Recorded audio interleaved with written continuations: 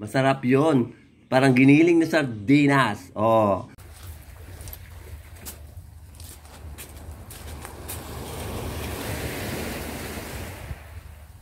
Hello mga friendship, eto, dito na naman kami sa inupahan ng aming friend. Galing ng Kabanatuan yung umupa rito. Eto, si Impo, napaka-sexy ng katawan, Impo bate. Good morning po, ka-friendship. Ayan si Kabendor, kaya lang hindi na siya Bendor. Ano na siya ngayon? Bendar. Hindi, cook ka na. Eto yung dala-dala nila sir, alalaking tilapia. Yan, ano daw yan? Ang Paksiw. paksiw daw, alalaki. Dati, prito, ngayon paksiw. Paksiw na meron. Ayan, lalaki ng ng tilapia, lalaki ng ulo, silaki ng ulo ni Impo. Ito mga friendship, yung talong lalagay sa paksiw ba to, Impo? Ang mahal, 12 daw yung tatlo. O, diba? 4 isa, yun yung talong ng oblong. Ito yung gustong-gusto ko, kailang mahal. At ito mga friendship, ang hotdog. Ang lalaki ng hotdog, ang lalaki. Hindi hotdog yan, longganisa. Ay! Hindi nga pala hotdog ito. Longganisa, ngayon ilalaga namin para lumambot. Yan ang paborito ni Impo, ay malalaking hotdog. Longganisa, silalaki ng kamao, braso niya. O sige na, friendship, at ilalaga na namin ng aso. Alsi ko na to, no? Ayan na mga friendship, kumukulo na ang longganisang malalaki. Mga friendship, ito yung paksiw na malalaki. Ayan, kumukulo na siya, may gulay sa ilalim.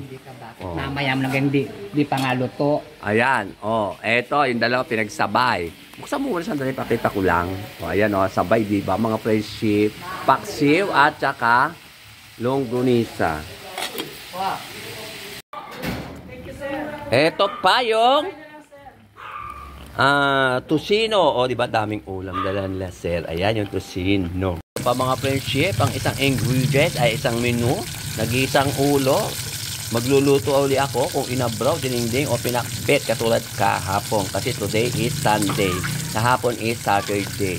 Ito na mga friendship, magluluto na ako ng dininding o inabraw o pinakbet. Ito yung halubaybay uli. Wala kasi tayong boy kaya... Tapan natin at pakuluan. Wala tayong... Nagigisa siya, igigisa daw niya sinampalukang manok. Ayan eto. Nagigisa siya. At ayun yung manok. Eto, bawang. Ay, bakit ganon? Bawang. Walang sibuyas? Ayan na. Ilagay mo na rin, sorry. Nilagay na nga mga friendship. Manok, lagay ko na rin. Ikaw, bahala ka. Ilagay mo yung manok. Diba? Ang manok, ayun, ginigisa na niya, katabi ang dininding, inabraw or pakbit. Ito yung manok. Ito yung yun, Ito yung gulay. Kumukulo-kulo na siya mga friendship. Ito na mga friendship, ang ulam namin, dininding. At dala ng aming boss, ayan. Ito, yung gunisa ay tusino. At ito yung paksiw na may gulay. Yung tusino, 175. Ay, magkano? 375 ba? Dalawa? Yung bilhin doon sa longganisa tsaka tusino. Ayun, 375. Ito, itong dalawa na ito. Diba, sa sarap. Ayun, may mani pa si sir. Ay magpakita nila sir. Ano mani? Hindi mani yan. Ay, ano ba yun? Kasoy pala. At ito yung kanin. Aapat lang kami. Maraming absent. Kakain na kami. Ito mga friendship, magluluto naman ako ng puro gulay. Kung kanina tanghali, longganisa, tsaka tusino, at tsaka paksiw na tilapia, at dininding o pakbit na gulay na may gulay na mayroong ulo ng tilapia. Ngayon naman, puro gulay siya. Diba mga friendship? Lalagyan na natin ng halubaybay. Ito yung halubaybay. Kita ba? Lagyan natin. Takpan muna natin mga friendship. Kumukulo-kulo na siya friendship. Kaya ilagay na natin tong papaya. Papaya. Diba dami? Takpan at hintayin kumulo. Kumukulo na siya mga friendship. Mahalo ng konti. Diba? Mukha siyang masarap. Konti lang sabaw. Ilalagay na natin tong talong. Eggplant. This is eggplant. Kala nyo, lang ha? Talong lang halo nito ha?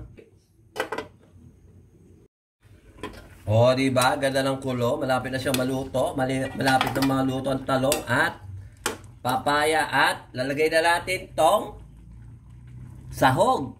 Corn sardines, sardinas. O, diba mga friendship? Sardinas siya mga friendship. O, diba? Para may sahog. Mukha naman siya masarap.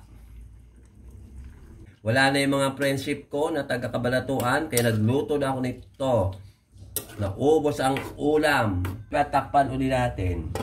Puro takip na lang. Takip, bukas, takip, bukas. Ano ba? At panghuli, ilalagay ko na ang dahon. Dahon ng malunggay. In English, ano ba English ng malunggay? Muringgay? Murangay? Ano English doon? Ko alam. Ayan, eto.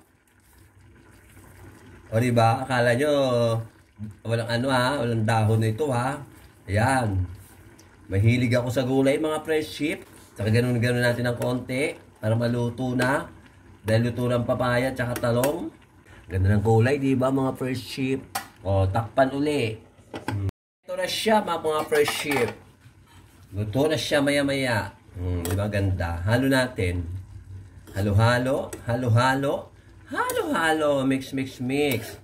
O, diba mukha siyang masarap? O, yung ano, yung corn sardines. Kala nyo, corn beef lang meron ha? Meron din corn sardines.